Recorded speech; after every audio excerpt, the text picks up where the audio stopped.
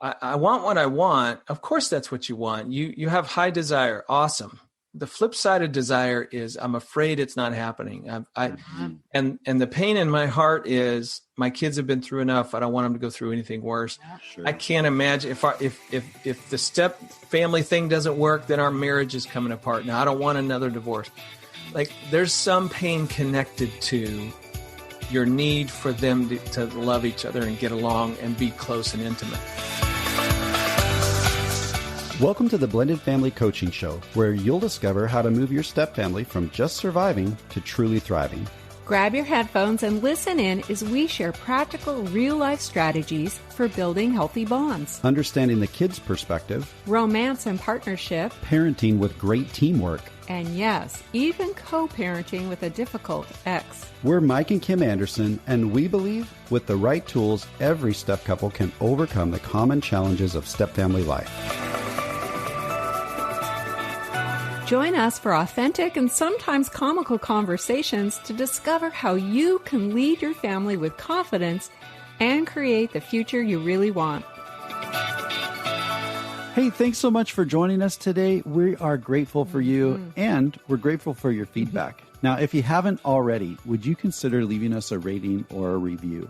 Your reviews help us to reach more people who would benefit from this podcast. You know, recently we received a couple of reviews over on Apple Podcasts. One was titled Relationship Saver, and another is You're a Lifesaver. Now, thanks so much for that feedback, and we want you to know that we're very excited to share this special episode with you today. That's right, because one of the primary reasons we're even able to provide content that is helpful for you is because early on in our journey, we got to learn from one particular individual. And he was the catalyst to us personally being able to weather all the challenges of blended family life over the past 20 years. And because of his life's work, we have been more encouraged and equipped to step out in our lives to focus on serving you in your blended family journey as well. That's for sure. And if you've listened to our show for any length of time, you've heard us quote and reference a gentleman named Ron Deal, probably more than anyone else we've ever referenced on the show. Now, Ron's an author, a speaker, and a family therapist. He's the director of Family Life Blended, a ministry of family life, and president of SmartStepFamilies.com. Ron co-authored a book with Gary Chapman that's focused on the unique dynamics of using the 5 love languages in a blended family. And that's what we're chatting about with Ron on the show today. Yeah, I mean, it's such a privilege and an honor to connect with Ron and now to be able to share this conversation with you. So grab something to take notes with, and let's dive right into our discussion on the 5 love languages with Ron Deal. Well, hey, Ron, thank you so much for joining us today. It's so great to connect with you.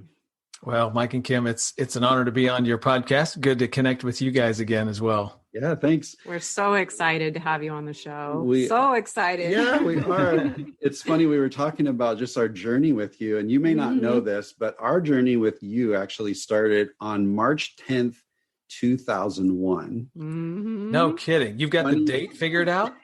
I did, only because I know that it was 6 days before our wedding. Yep.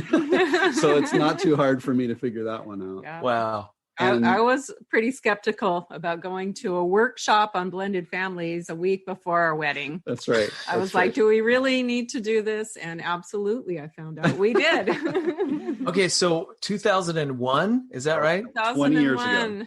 And where were we? In Bellingham, Washington. Oh my goodness. I still remember that event. It was one of the best and biggest events I've had in about 28 years. You guys were there. That is amazing. In fact, I know our listeners can't see this, but here's our workshop manual right here. The 3D puzzle. Yes. It's like 6 generations ago. Yeah. I think it was even before the Smart Step Family book came out. It was. I was in the process of writing the Smart Step Family, my first book out of 9 that we've got out now. Our 9th one's coming soon. Wow. And so, man, you guys are old. Or maybe I'm old too. Thanks, Ron. Yeah, we won't make a comment about that with you.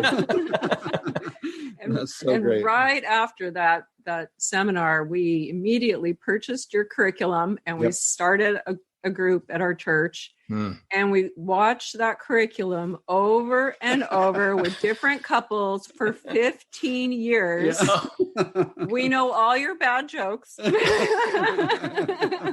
a couple of the good ones. Yes. The outfit, And the good ones too. the That's setting. I mean, for 15 years, we watched that curriculum, Yeah. and we Wow. learned every time. It was Mhm. amazing, the Mhm. impact that you've had on our journey Yeah, for sure. Wow. without even knowing it. Yep. Hmm.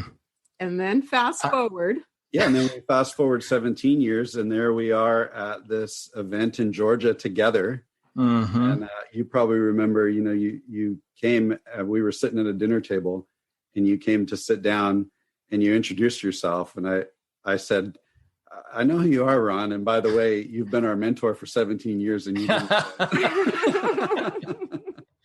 Oh, that is so great. Man, I'm so glad you guys started with that story. That just warms my heart. Please tell me, Yes. we redid that video series, and I'm not wearing that same red shirt anymore. Yes. We Okay, know. good. All right, good. No. Glad you. We have the newer version Yes, as well. we Yes. do. Fantastic. Throw the other one in the trash. That kind of late 90s one was pretty cool, man. Yes. It holds a special place in our heart. That's right. Well, Ron, I wonder, before we dive in, we're going to talk about your newest book, but I wonder, could you share with us a little bit about what motivated you in the first place to start serving blended families specifically? My story is one of being an outsider who just wanted to try to help. That's essentially it.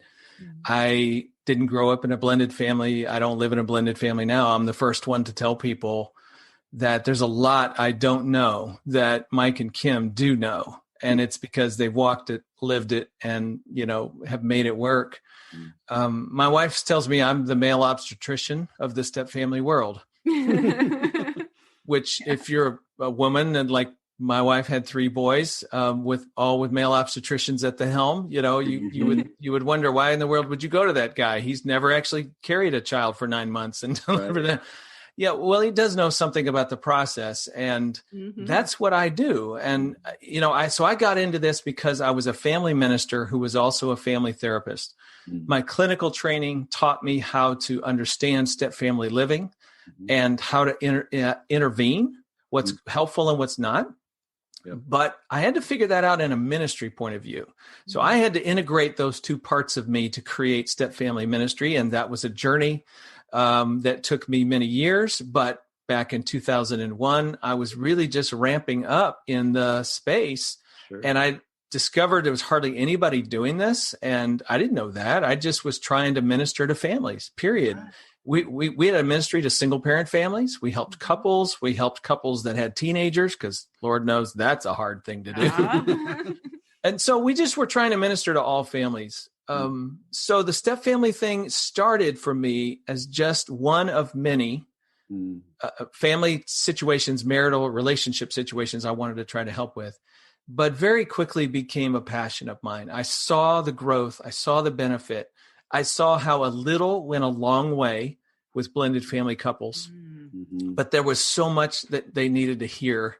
And then I also saw that the church didn't understand blended families. And I felt like I was uniquely positioned to step in there and help the church understand and do something. And, by God's grace, here we are, 20 plus years later, and we've really made some headway. The church is really beginning to open up and minister to families, and we're touching lives through Family Life Blended, the department I run for Family Life.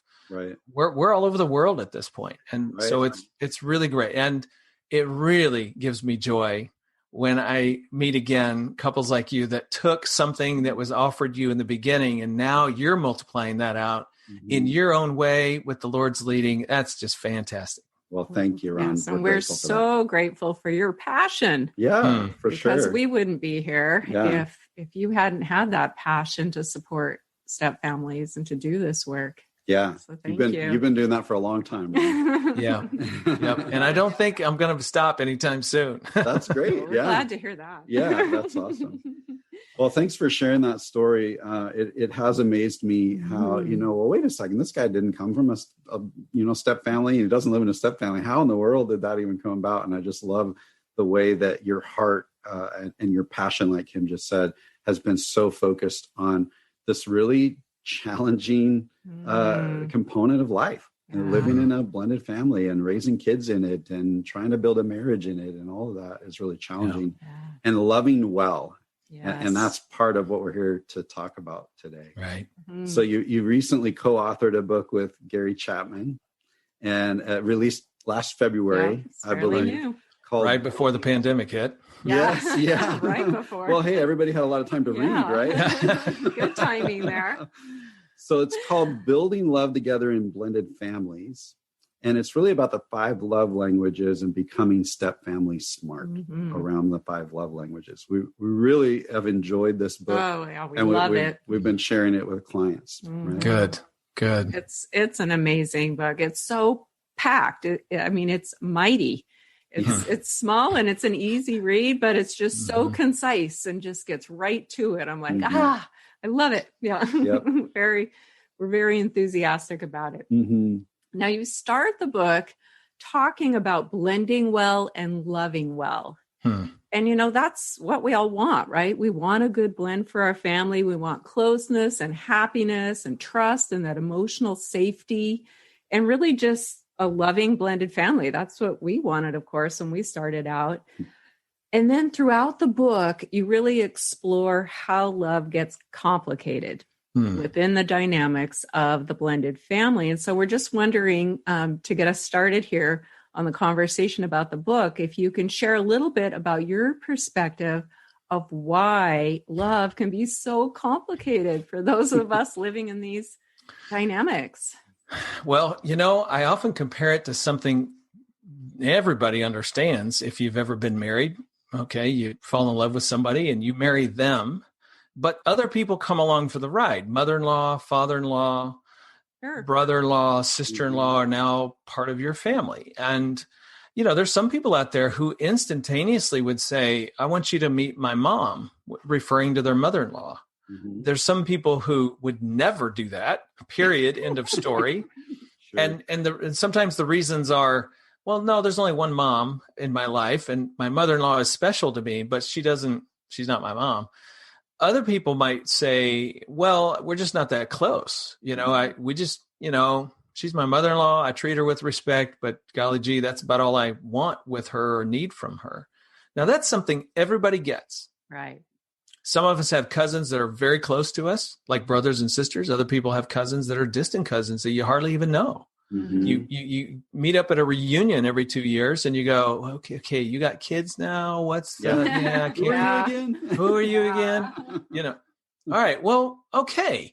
Blended families have a story sort of like that. Mm-hmm. Just because our parents got married and fell in love doesn't mean you and I as step siblings really have a relationship.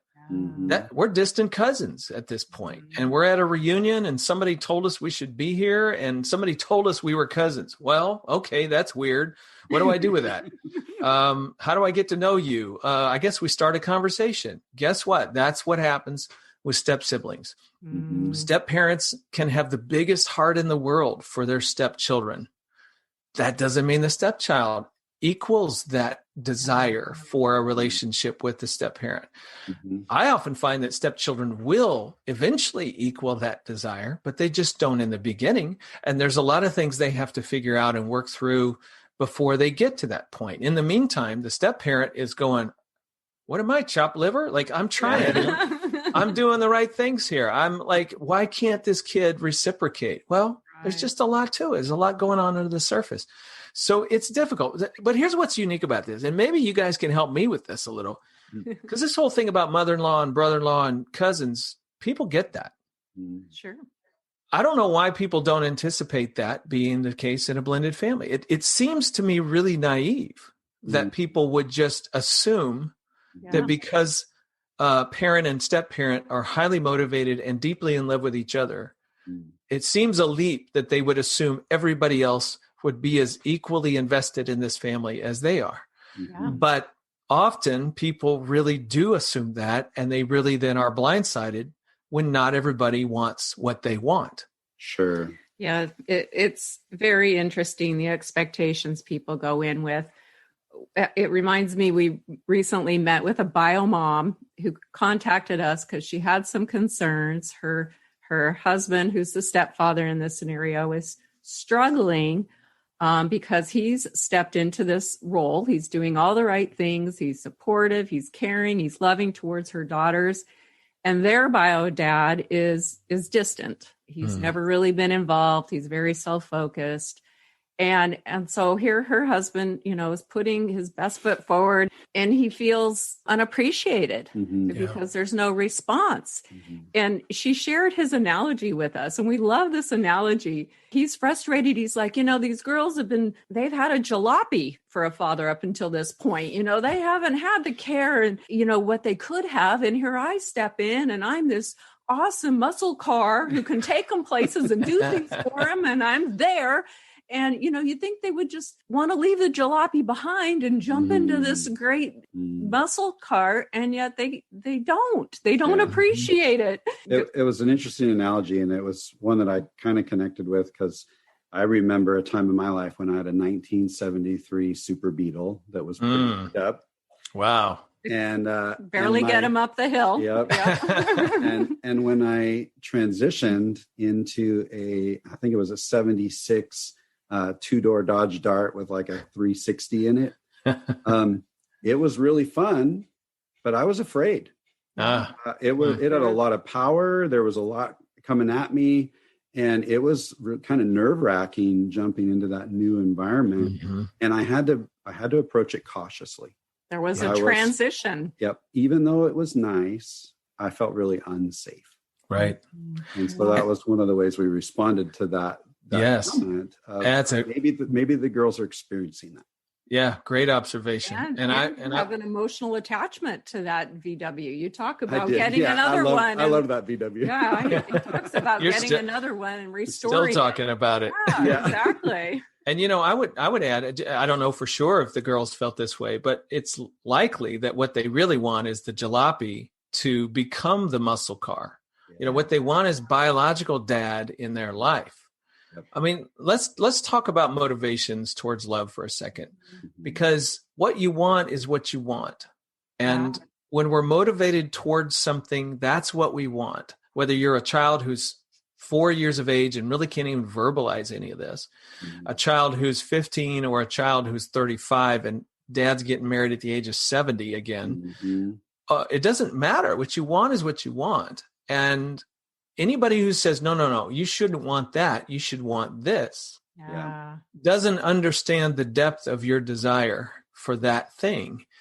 And so he's well-intended. That stepdad would love him to death. He's working hard. Good for him. Yep. Yeah. If he could just dial back his expectations a little bit, he might find that he is able. I'm not saying he's going to find the kids respond better to him. I don't know that that's going to happen, but he will find that he just is leaning out over the edge a little less and is able to enjoy the ride a little more. Yes. Yeah. And back to your original question to us of how is it that people go in so naive and with these unrealistic expectations?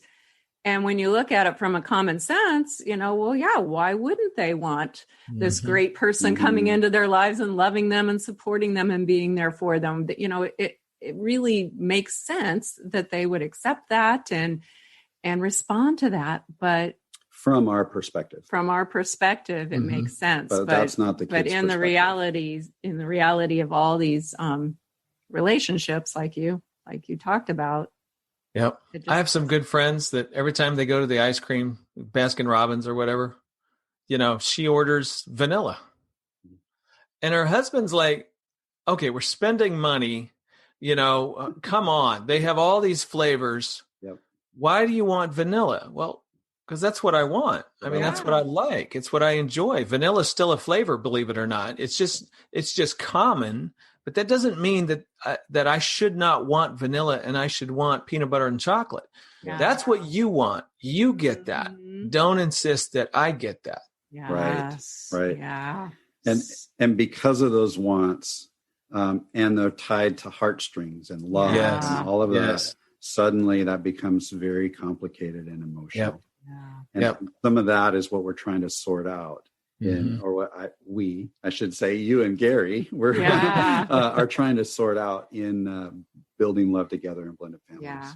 I think that most people are familiar with the 5 love languages. But since we're talking about this book, which is really about how to effectively apply the love languages within the context of blended family life, I wonder if we could would you be willing, Ron, to do a quick review of what those 5 love languages are? We're so excited to let you know about something brand new we've created just for you. We've realized that with so many episodes available here on the show, it might feel a bit overwhelming to find the topics that matter most to you. That's why we've created a simple tool for you to receive a personalized playlist focused on your current struggle or your biggest challenge. That's right. It's called the Blended Family Breakthrough Quiz. You'll answer just a few questions, and based on your responses, we'll email you a curated custom playlist of episodes that are specific to you. This simple quiz will direct you to the most impactful episodes that pertain to you personally and keep you on track in your journey of discovery, learning, and growth. So, scroll all the way to the bottom of the show notes for this episode and click the link to take the Blended Family Breakthrough Quiz today. Okay, let's get back to the discussion. Yeah, sure. Gary had this great idea that, people just have a way they express love more clearly. But the important part of this is, how does the person you're trying to love receive love? And there's a language, if you could just say it that way, that people speak louder than others. Gary's quick to say people need all 5 of these love languages. We need to speak them all, receive them all. But when you really want it to count, and you know what the person's love language is, then try to use their particular primary love language, he would call it. Right. And then that just, communicates more clearly your heart for them, their value to you. Right. So the love languages are words of affirmation, compliments, things you say that are nice to somebody. Even the words, I love you. That's level 3 words of affirmation, right? You really matter to me. Yep. The second is gifts. And it doesn't have to be a gift that costs anything. It could cost something. And it is the thought that counts. But the gift is a symbol of, again, your value, how you value them. Right. The third one would be physical touch. And that could be a touch on the elbow, could be a handshake, could be a hug. It can take many, many forms. Quality time is the 4th one. Quality time is spending time together, just hanging out, doing stuff. And, it looks different things for different people, but it's an investment of time. And then acts of service. And acts of service, again, it could be emptying the dishwasher for you. It could be that I took care of an errand for you. It could be that I did an extra chore around the house. Whatever it is, that just communicates clearly to that other person that they matter to you. Absolutely. Yeah. Thank you for that. Yeah. We're wondering if you would be willing, we're just curious, if you would be willing to share what is your primary love language, Ron? I think it's all 5. We have a child like that. Yeah, right. Gary and I have had these conversations. A lot of men say sex, and it's like, no, that's not. That's not one of them. Yeah, that's not one of them. It's not one of them. But I think it's words of affirmation for me. Okay. Words of affirmation. In fact, what I know about me, one of the things I know about me is a weakness is that meeting other people's approval, was an idol for me in a long time in my life. And so words of affirmation to the point that I almost worshiped compliments or somebody saying good job or just knowing that I met their expectations in some way. And so, that's something I know about my love language that I have to guard so that it does not become something that overpowers me or controls me in some ways. And I've learned that lesson the hard way. I bet. Yeah. Yeah. Interesting. That makes a lot of sense. Thanks for sharing that, Ron. Yeah. Now, my wife's love language is she's kind of tied with quality time and words of affirmation, or acts of service, I should say. Acts of service and quality time. It depends on the day, but those two are really high up on her list. Yeah, thank you for sharing that. So it sounds like you and Nan have worked on how to love each other well using this concept. Yeah, I mean, you got to talk it through. You got to understand what it means. And that's part of what Gary teaches people, is just because your love language works for you doesn't mean it necessarily communicates the same depth of love to the other person. So love, and see, here's the thing. People get confused about this. I mean, you can use the 5 love languages as a heavy mallet and go, hey, you're not doing my love language. You don't really love. Guilty. I've done that before. Yeah. But the whole point of it is to say, what is your love? It's service. This is, how do I surrender me in the service and love of you? Yes. That's what he's trying to help people attune their hearts to be. Now, if I could just give you a little backstory to this project, this book that we ended up writing together. Yeah. I mean, Gary's been a friend for years. I've been around him, seen him in lots of different contexts. He's an incredibly delightful man. He is every bit as real and genuine as you would think he is. True to life, to what he teaches. But can you imagine going to one of your heroes, as I had to do, and sit down with him over dinner one day and go, okay, you've written, the number 1 bestseller still in the world after 25 years, and it's sold 40 million copies in English, and it's in 50 languages.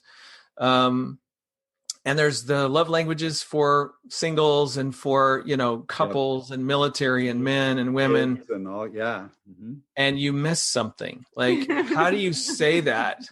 How do you say that to this guy that you admire and respect so much? But let me tell you how genuine he is. He said, tell me, what did I miss? Yeah. And I said, well, okay, imagine you're in a blended family and you're trying to develop a relationship with somebody who doesn't necessarily have the same motivation to love you back. Just because you know their love language doesn't mean they're going to receive it. The one assumption you've had in this entire book series is that the other person, the person you're trying to love, actually wants you to love them that way. And what if they don't? Like, you may discover from some strange happenstance that your brand new neighbor who just moved in across the street, that their love language is physical touch. Guess what? You can't go give them a hug. Oh, I can't. Oh, man. I wouldn't do it, man. You're going to be in jail in about 10 minutes. No wonder my neighbors don't like me, right? This is physical touch. That explains a lot, Mike. Yeah, it does. So it's like, well, when you say that out loud, people go, well, of course you can't do that. And like, until you really know somebody and they trust you and you trust them and you've established a relationship, well, then the hug makes sense. Out of that arrangement, it communicates all the wrong things. That's exactly the point. You can't force somebody to be as motivated to receive your love as you want to give it. You have to meet them where they are, love them in a way that is palatable, then progress the relationship from there. When step parents get this figured out, I'm telling you, it's a game changer. Amazing. Right. I love, part of what you just said there, what I heard is this tie between my willingness to accept love and my recognition that you are trustworthy. Yes. There's a tie between those things. And trust is not just automatically given, especially in these scenarios. Well, we got married yesterday, so now you should trust me. I'm stepdad, right? It doesn't work that way. No. And as we earn trust, which probably includes things like not trying to force you to love me.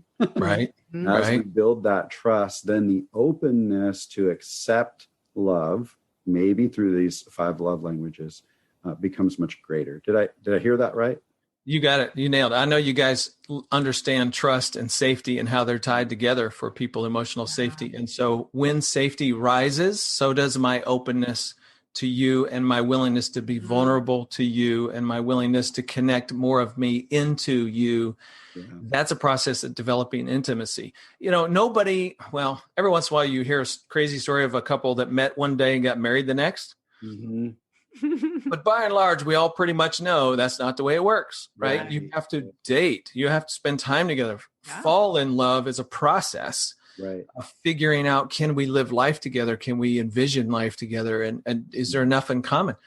Same thing's true in developing step-parent, stepchild, step-sibling relationships over time. Yeah, there's a fine line there, because one of the principles around step family life is to let the child set the pace. Mm-hmm. So you're wanting to see, where the child is at, meet them where they are, like you say, but at the same time, you want to be investing and showing love. Mm. And so how is it that step parents find that place of, okay, I'm letting the child set the pace, I'm not pushing myself, but I'm still wanting to love them well and to show love. And that can be really confusing for a step Absolutely. And the answer to the question is, I don't know. And what I mean by that is, that was not what you wanted to hear. Thanks a lot. What I mean by that is trial and error. You have to explore patience. You have to continue to find what you have in common and build off of that. And, let it try to develop into something else you have in common. And now you have a new memory and a new hobby or something that connects you, and it moves you further down the road.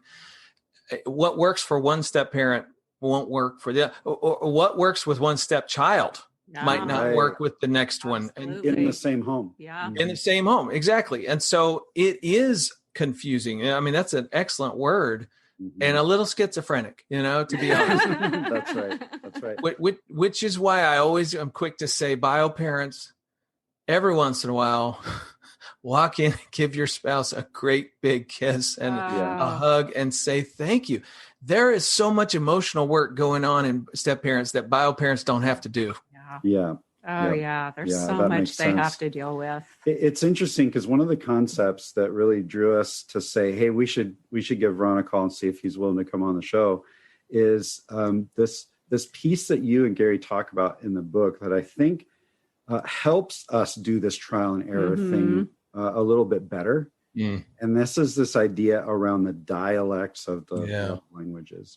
I wonder if you might describe a little bit about what a dialect is when it comes. Yeah, well, I live in Arkansas now. I've lived here twice, 2 different occasions in 2 different cities. I'm from the upper Midwest. Mm. I've worked really hard. I don't have an accent like they have down here.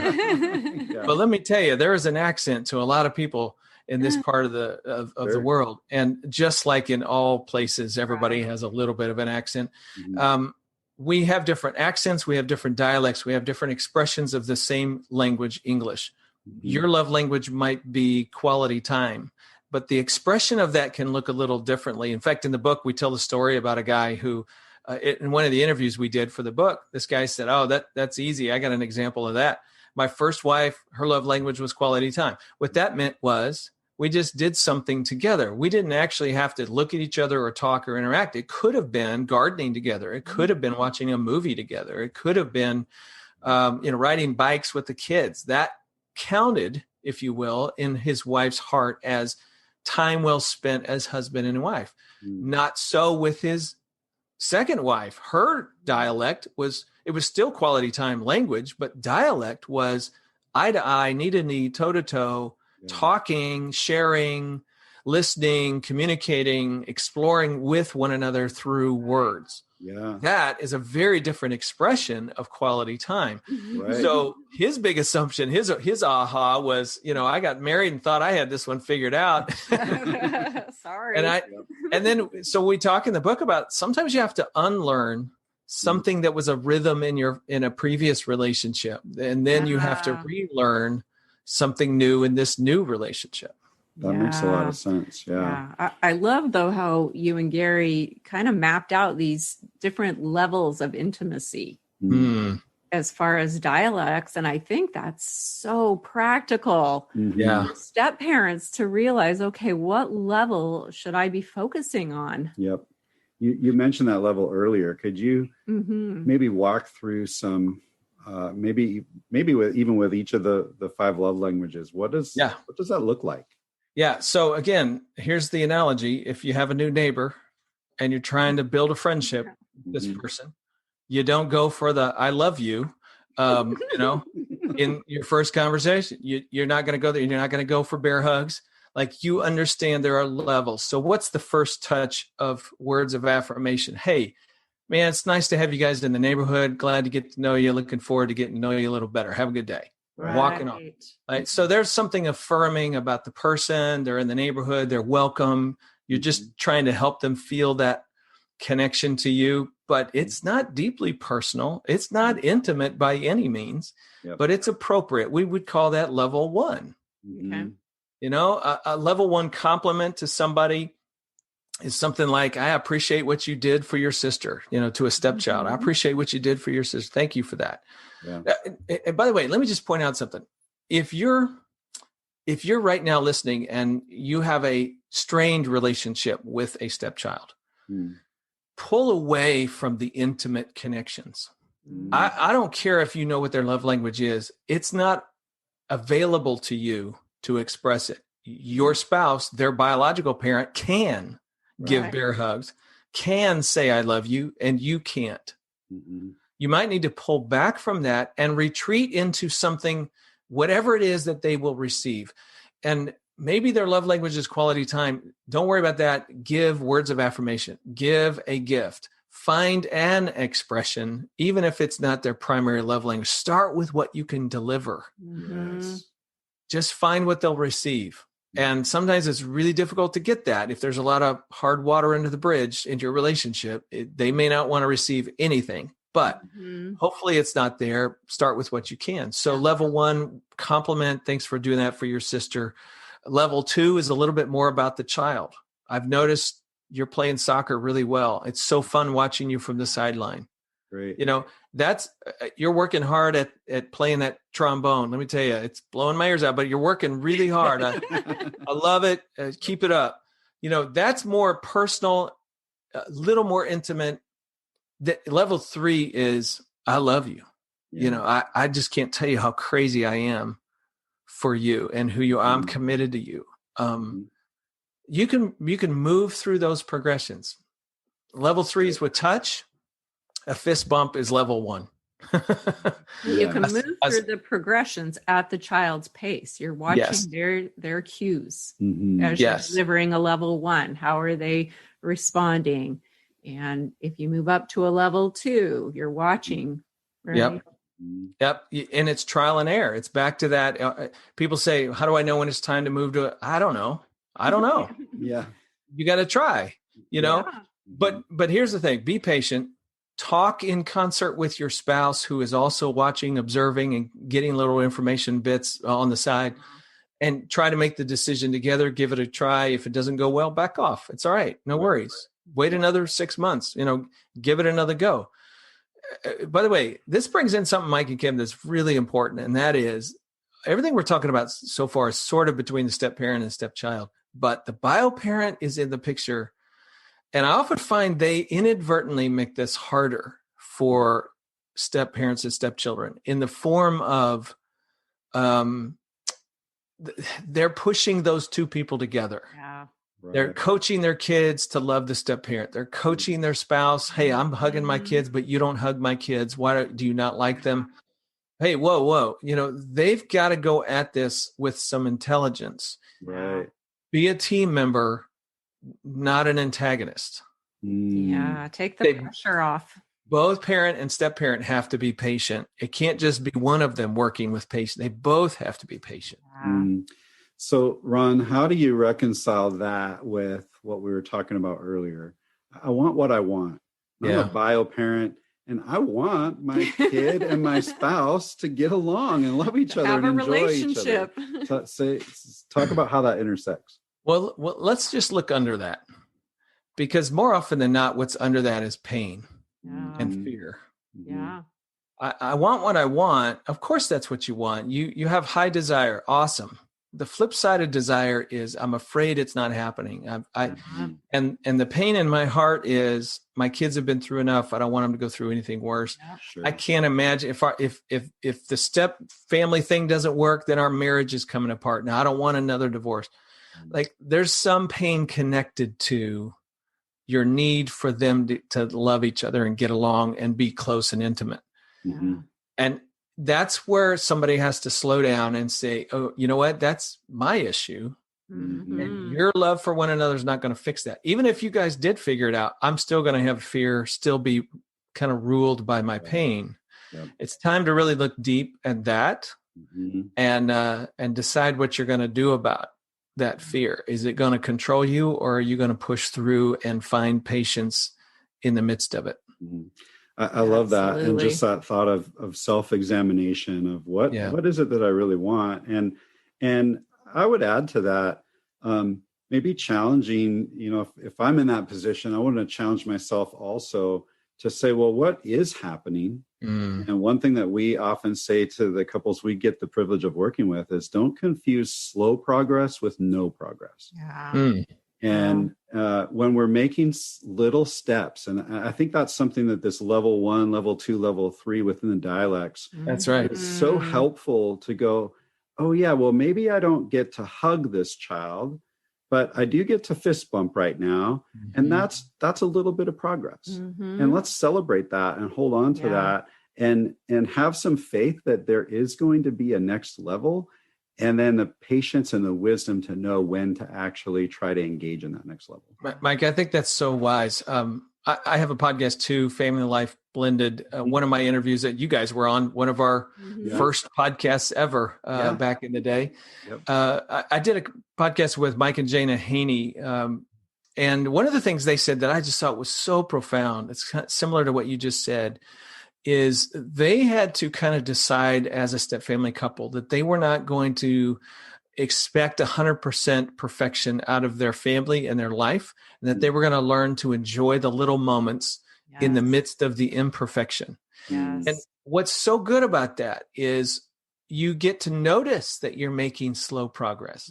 If you're expecting everything to be great, and if everything's not great, then the fact that we just had a good moment, that's irrelevant because still everything's not great. Well, no. You've just missed that there was progress. And you missed the significance of that and you missed resting in that little moment of progress. And it was only within one relationship. It wasn't in all relationships.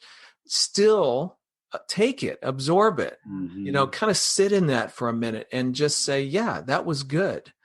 If you went on a vacation and there was one day where you had a flat tire getting from point A to point B, well, it didn't ruin the 6 other days that it was marvelous on the beach. Right. So make sure you cut yourself a break and enjoy the small, slow progress. Imperfect progress is still progress. That's right. Absolutely. I think that, what we're talking about right here is one of the reasons that the dialect discussion was so important from my perspective. I wish I would have had that 20 years ago when we first got married, because I think there were places where I would say I probably tried to move a little too fast with my stepdaughter, Annika.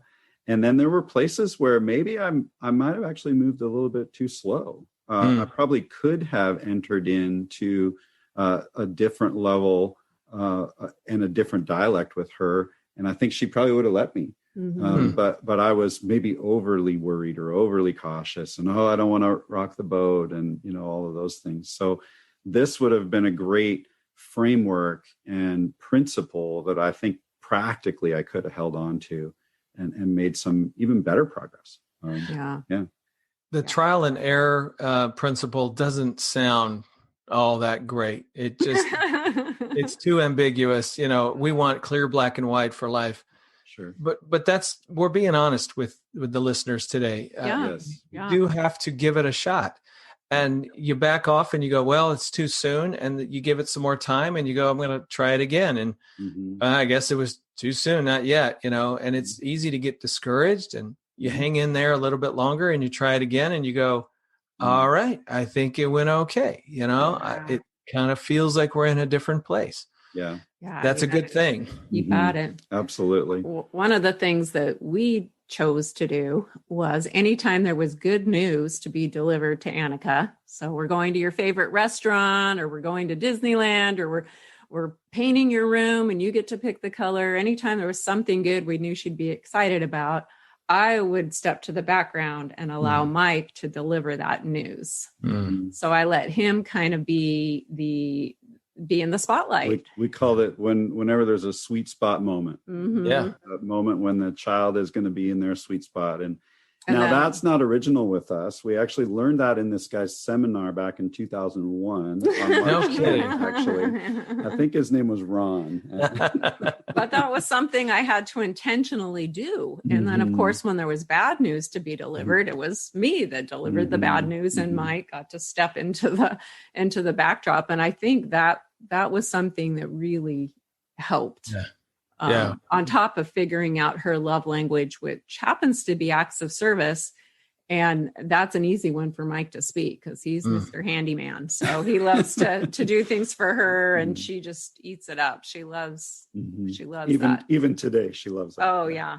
Well, you guys certainly played that well played with and I call that, by the way, playing to your strengths. That's another way to describe that. If bio mom needs to be mom, that you have the strength to enforce a behavioral consequence or what have you, and you can do it. It would not be a strength of Mike's at that point in your family crockpot journey. It would not have been a strength for him, but you did let him play to strengths with sharing good news, and just connecting in around things like that. Other people call that manipulative, but I think if children can be manipulative, we can do that too. Exactly. That's what I think. I say that, I could have sat and told Annika every day for hours and hours what a great guy Mike is and how much he cares about you. And he's such an asset to your life. Yes. That doesn't, Nope. She had to learn it herself. And that's right. The best way for her to internalize that. But I have to be real here. That was not my strength. So I have to just throw that out there. It took me years to step up and do the discipline that needed to happen. So full disclosure there. And our listeners already know that. Yes. We've navigated the waters of that for sure.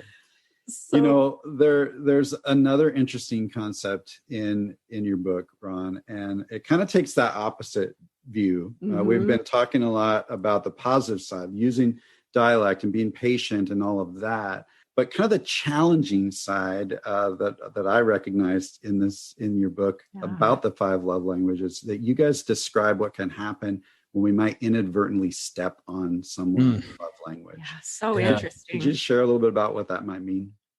Gary helps me and helps all of us understand that if a love language really communicates value and is very meaningful, if my wife gives me a compliment, a heartfelt compliment about something that I really care about, man, it feels good, Well, likewise, if we flip that over and she steps on that language for me, it is also felt very deeply in a negative way.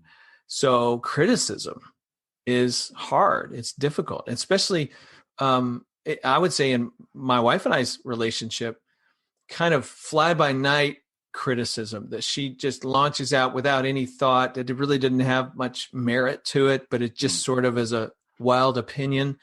That even hurts me even more because it feels like she's not even taking the time to really evaluate how she feels about something. You know what I'm saying? Or how she delivers that message to me. Yeah. It's a negative thing, a rock she's throwing at me, and she covered it in more rocks. It's just even worse. Yeah. And so likewise, wow, especially with tentative relationships in a step family between step siblings or between step parent, step child, to be aware of that and really avoid inadvertently or purposefully, definitely avoid purposefully stepping on the love language of somebody when you're trying to win their heart. Right. You could really put yourself in a hole fast where they don't trust you and don't feel safe with you. And now you got to dig out. Yeah. So when we're stepping on that love language, we're really inadvertently, assuming that it's inadvertently causing undue pain in that other person or in the relationship. Yeah. Right. Yeah. And so I wonder, you're kind of headed there, but I want to ask directly, like, what's the difference in this between that happening in a bio relationship versus that happening in a step relationship? Yeah, it comes down to attachment and definition to the relationship. So if let's just give an example. If you have a relationship with a brother or sister, even as an adult, and they say something kind of derogatory or sarcastic to you, you kind of know how to take that. You have a lifelong relationship that has brought definition to you, so you know where this fits. They love you. They're committed to you. They're just kind of hacked off at the moment. Right. And so you know where to file that derogatory comment. When you have very little definition to a relationship, it is tentative. Instead of a rope between the two of you, you have a very fragile string between the two. Well, it doesn't take much to cut the string. The person doesn't know how to file it. They don't know what to make of it. All of a sudden, it's like, oh, that's what you think of me? Oh, that's who you are as an individual? Like, then no, I don't want to be near that. The cost is far greater in a undefined step relationship. Right. So it's easier for misunderstandings to take. You got it. We know one of the things biological parents and children do for each other is they give each other grace in the midst of their conflicts. Right. If you've ever had an argument with your son or daughter, or them with you, I mean, you say hard things, and sometimes you apologize later, and you come back and you probably give each other a hug and a kiss, and it's okay, Dad, I love you. But when you don't have that same nature of the relationship and strength and definition, now when you say something, it's very difficult for that child, that stepchild, to forgive you for that mistake. Definitely. Yeah. That can be so challenging. I mean, I can look back on some times for Annika, where I've certainly stepped on her love language, not intentionally, but as I've gotten to know her more over the years, looking back on some really tough moments that I'm not proud of, and thinking, man, that was a moment that could have been so different. If I had had a little bit of awareness and understanding, I might have actually, like, even if I have to criticize in some way, give some sort of critical or corrective feedback for a child who, if I understand their love language maybe is words of affirmation, I might think through it differently of how am I going to approach that, and how am I going to help them to still feel loved even in the midst of this challenging conversation. So, just like there's a great value in knowing those love languages on the one side of being able to speak the dialect and make sure that I'm at a reasonable level for where they are. On the flip side, it's just as important for me to understand how I can avoid trampling their soul when it comes to because I've had my soul trampled in areas of love languages too, and I know that feels terrible. Or do harm. Our goal is to do no harm. In these relationships, and sometimes if we don't understand how we're being received, we're doing some harm to the relationship without even knowing it. Yeah. Ron, what would you say to the step parent who just heard this little segment and realized, oh no, I've stepped on my stepchild's love language? What would you say to them right now? Yeah, I would say first go to your spouse and say, I blew it. What I've learned about me is this little thing I did had even bigger implications than I realized. And I want you to know that I'm coming to terms with that, and I apologize to you, and I'm going to work on it. Would you please help me?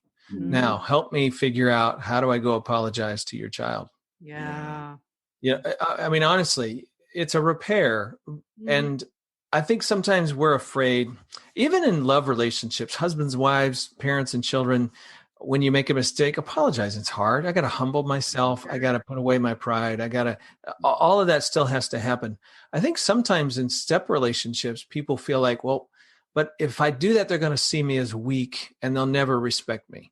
If I do that, then I'm catering to a child. I'm the adult in the house. I shouldn't have to do that. Hey, guess what? Those are wrong.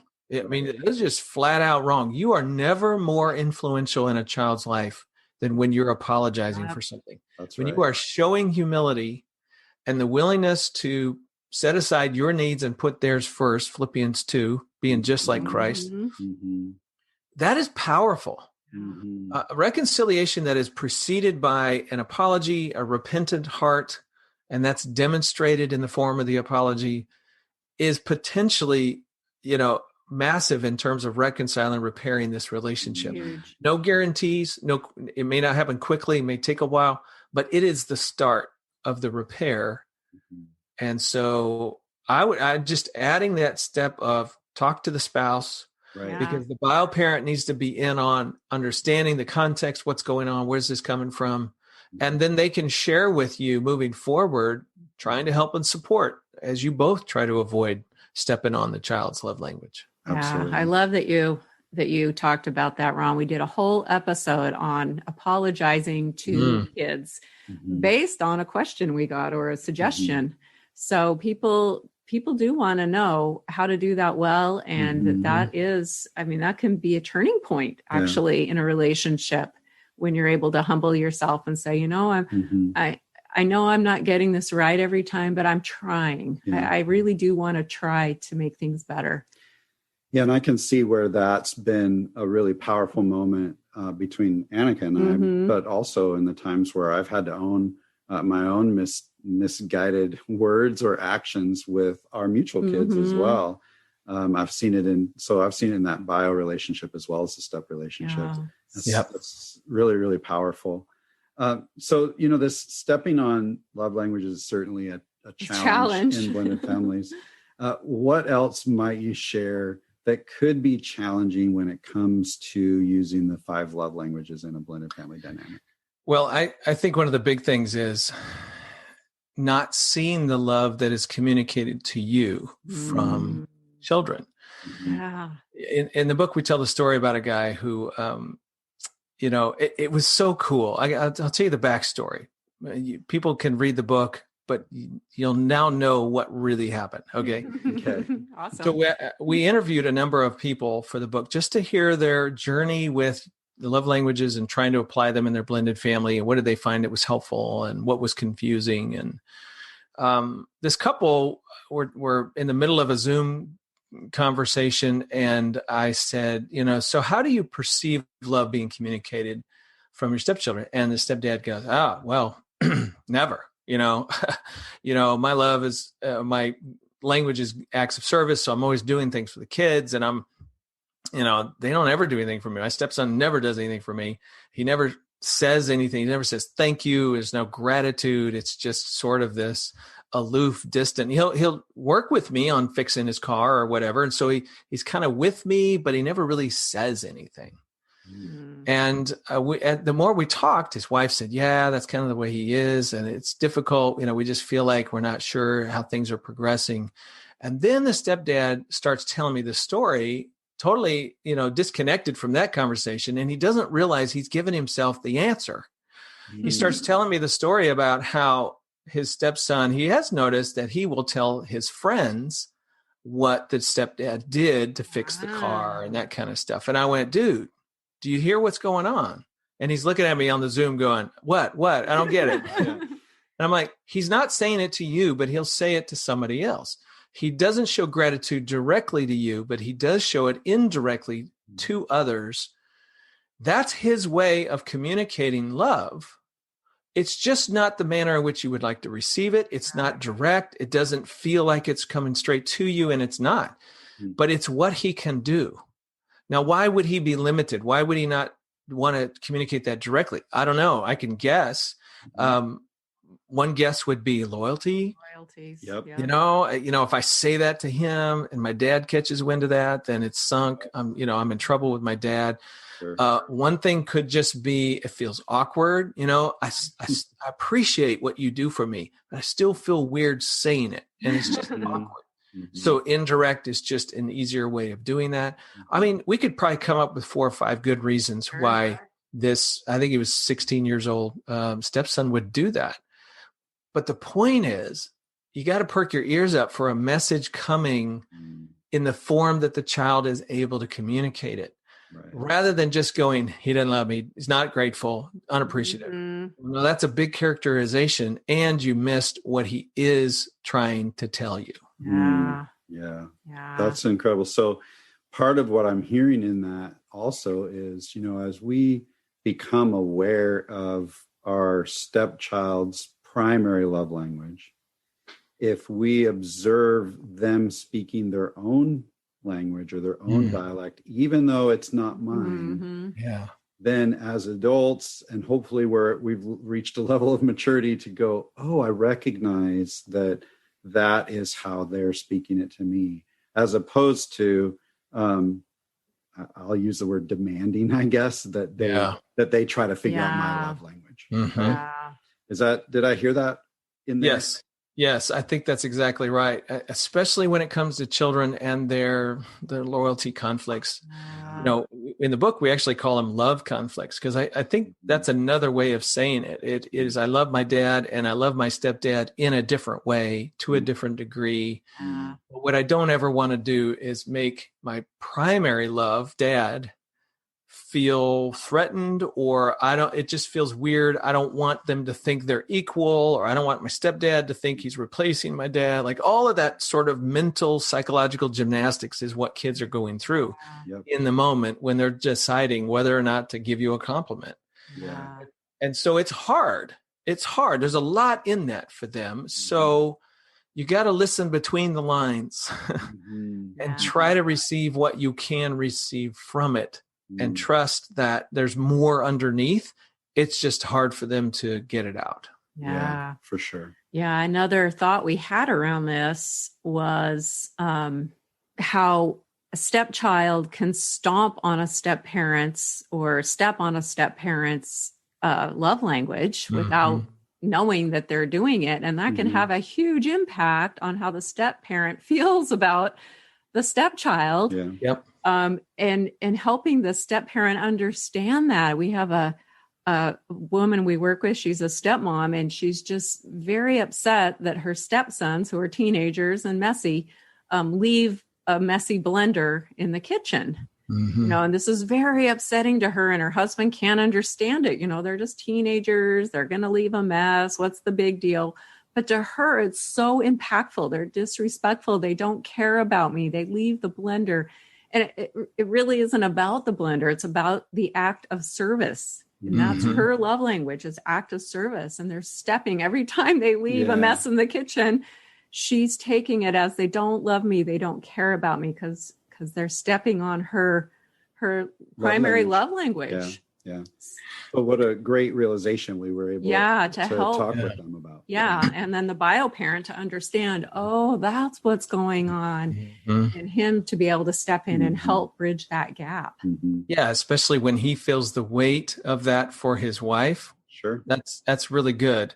By the way, messy blender, a little bit of a metaphor there. I know. We thought so too. Let me just say something. This is a little bit different take on that whole situation. One of the things I try to help biological parents to understand is that as parents, we should not care too much whether or not our children approve of us, love us, and in any given moment are happy with us. Let me explain. It sounds weird, so let me just say what I'm not saying. Okay. Of course you care whether your children love you. Of course you do. But you are not, as a parent, out to win their approval. Parents who make that their primary goal are their kids' best friends, and they are not parents at all. They're just siblings with their children, and their children run the household. Now you're not being parental. You're just being permissive. Right. Now, biological parents got to do that too.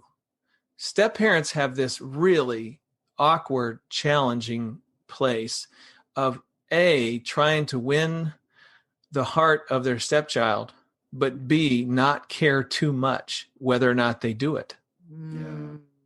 So that is a really tenuous place, because you are chasing their affections. You are. I mean, right from the get-go, you are at an imposition as a step parent, because you care more about their affections than they care about yours. That puts you in a place lower than them, right, in terms of the family structure. So it's true, and yet you don't need to care too much. So working that out in this situation, for this stepmom to try and remember, they left the blender a mess again. But you know what? they don't really care to please me. I'm going to have to find my way through this and separate out the hurt feelings that I have. What is it that I need to do to just get the kitchen cleaned up? Mm-hmm. What is it that I need to do? How do I separate my emotions Mm-hmm. and my need for them to care more about me from the fact that we just need to get a clean kitchen? Right. That's a hard thing to do, but if she can pull that off somehow, then it might not hurt as much when they do it again. Yeah. A, and B, she might learn the mechanisms to actually get the kitchen cleaned. It's not the way she wanted it, but it kind of got done and we can move forward. Right. Yeah. Man, Ron, that's really powerful. I mean, Kim and I, we talk about this story all the time about the struggle I had. Very similar. You know, it wasn't for me, it wasn't just a messy blunder, but Annika, my stepdaughter, when she was younger, she was really messy. And it felt very, I had two things going, I think. Not only that desire to build a relationship with Annika that was meaningful and to be loved by her, but also I wanted to be respected. Yeah. And I felt very disrespected when that she kind left of a thing mess. came along. And that was really challenging for me to have to set those feelings aside. But I want to affirm that I absolutely had to do it. I had to find my way. I had to find my peace and my worth in something much different. Yeah. There you go. Than finding the accolades from Annika. Yeah. And what that did in me when I finally was able to reach that is it let me relax a little bit. It let me be more approachable to Annika herself. And it started to actually dissipate some of the tensions that were happening, which, you know, as I think about this whole subject we're talking about in this book here, that I think opened up a whole new platform for us to love each other well and really use these 5 love languages to do that. Mike, what I would say from her point of view, the way I would describe that is you became more trustworthy. She, in other words, think of it this way. When we as parents parent ourselves and don't expect our kids to parent us or care for us or make us okay. Yep. You know, when we parent ourselves, when we be a grown up, and those with a faith perspective, I would add, let God be your source of strength and who you are. You get your identity there, not in this child's approval of you. When you do that, the child receives you and experiences you as not a needy, whiny adult who needs me, who demands from me, who's always criticizing me because I don't love them the way I'm supposed to love them. But they experience you as somebody stable, somebody consistent, somebody that is more respectable. Right. I mean, the paradox in that is now they're safer with you and they can start kind of leaning in a little bit more. Yeah. Again, no guarantees that this will happen immediately or quickly, age, child, all kinds of other factors. But let me tell you, I mean, don't you just like being around somebody who is pretty stable and secure in who they are? Those are the kind of friends you want. Those are the kinds of coworkers you want. That's the kind of people you want to hire in your business. Right. Yep. There's no hidden agenda. Yeah. Right. Yeah. And you know that. You can sense that. Absolutely. Wow, what a powerful conversation. Ron, we could probably talk to you all day long. This is awesome. We're so grateful for that. And I'm confident that there's been value in our conversation from our listeners. I wonder, before we wrap up, if I could just ask another question. Ron, what's been your greatest joy in supporting blended families for about 30 years now? Yeah, getting right up to 30 years. Well, man, it's just watching them finally bloom. You know, I mean, honestly, even talking to you guys today and just hearing the rest of the story from 2001 does my heart really, really good. Because I know you're in a better place and I don't know all the details of life and nobody's family is perfect. Mine isn't for sure. Yep. But I imagine that your kids are kind of okay. You know, I mean, generally speaking, they're in a much better place because of this sort of growth and stability. Absolutely. Then they would have been floundering on their own in a greater fractured family. Fracturing never helps anybody, No. right? Yeah. And so that's where my joy comes, Mhm. in seeing love grow and bloom and spread out from there. I love it. Well, we're definitely living proof of that, Joy, Ron. Because That's when right. we went to that seminar in 2001, I was incredibly naive. Mm. I was about as naive as anyone could be of what we were entering into. And I walked out of there. I had to pick my jaw up off the ground to get out of that room, because you blew my mind and you opened my eyes and you helped me readjust my expectations. And I needed that. Yeah. I really needed that. Literally the weekend before our wedding. And she's like, we're about to do what? Why are we going to this? Do we need to do this? Hey, getting smart is not always enjoyable. That's right. Yeah, that's right. Yeah, That's you burst my bubble a bit. That was okay. It served us well. Yeah, Good. I needed to have a better understanding. absolutely. So Ron, thank you. yes, thank you. You're welcome. What encouragement would you like to share with the person who's listening right now, Ron? If you drop a bunch of ingredients in a crock pot, put the lid on, Mm-hmm. turn it on, and walk away, which, by the way, we call that a wedding in the blended family world. Yeah. and you come back 20 minutes later, it's not going to taste good. No. Mhm. I mean, it doesn't matter how much you wish it, how much you want it, how much you yell at it. Mhm. It's not going to taste good. And if you dig into the meat, you're probably going to the hospital because it's not cooked. It's Right. raw and it's really not pleasant. If you give it a couple of hours, some of the ingredients have warmed up and softened and connected to other ingredients, and you have the makings of a little stew going on. And there are bites that are really nice, Mm. but it's still not all cooked. And there's parts of it that are still unfinished. Yeah. You come back 6 hours later and you got dinner, Yeah. and everybody sits down at the table and finds their place and prays a prayer of gratitude, and you dig in. Mm-hmm. Keep cooking. Yeah. Don't give up on the process. Your timing is not the crock pot's timing. Mm. Even when there's good parts and bad parts, don't give up. Yeah. Low and slow. Yeah. Don't confuse slow progress with no progress. Yeah. Yeah. Yeah. Good. That's really great. So Thank so you, Ron. grateful, Ron. And what I would use the word prolific contribution that you have Oh, made yes. along the way. I think you mentioned 9 books in the Smart Step Family collection. Yeah. You've done seminars and speaking and like all kinds of things that have contributed to so many. And I understand in September you've got another book that's about to be Yay! released called Preparing to Blend. Is that right? Yeah. Preparing to So blend. excited. Yeah. So that's for those who are Engaged couples. thinking Yeah. about getting married and all that. How exciting is that?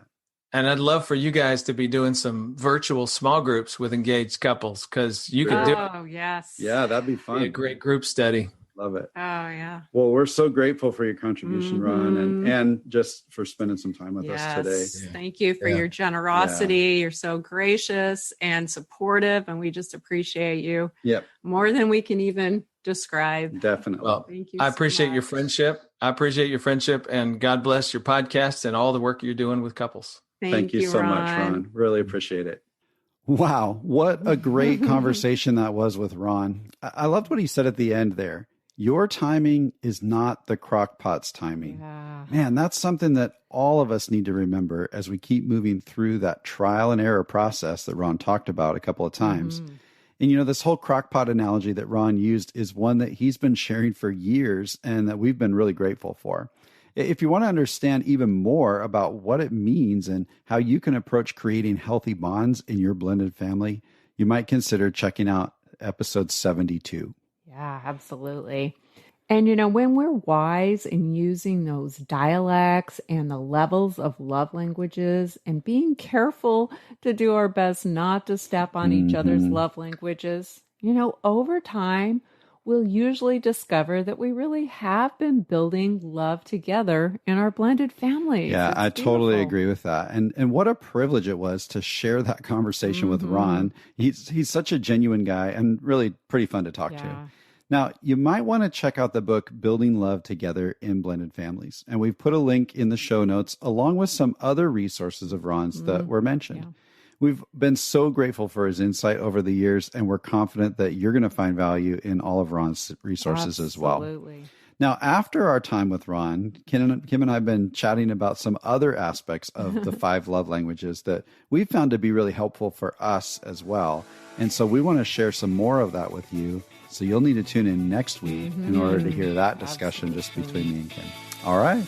That makes this episode a wrap. Until next time.